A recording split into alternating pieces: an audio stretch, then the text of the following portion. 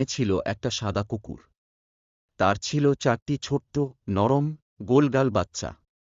সবাই মিলে খুব মজা করে থাকত। কিন্তু হঠাৎ একদিন কুকুরটা অসুস্থ হয়ে মারা যায়। ছোট ছোট 4টি বাচ্চা তখন কাঁদতে লাগল।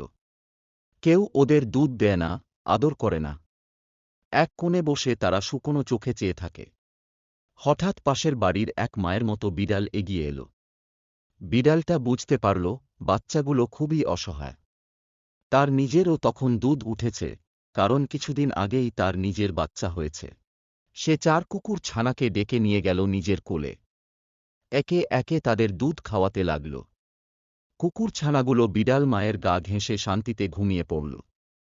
দিন যেতে লাগল। বিড়াল মা শুধু দুধই দিল না, ওদের আদর করল, গায়ে মুখে চেটে দিল, খেলা শেখাল। গ্রামের মানুষ অবাক। এক বিড়াল কুকুরের মা, সবাই দেখে আনন্দ পেল। বড় হয়ে 4 কুকুর বাচ্চাই বিড়াল মায়ের মতো শান্ত, আদব কায়দা শেখা, ভালো প্রাণী হল।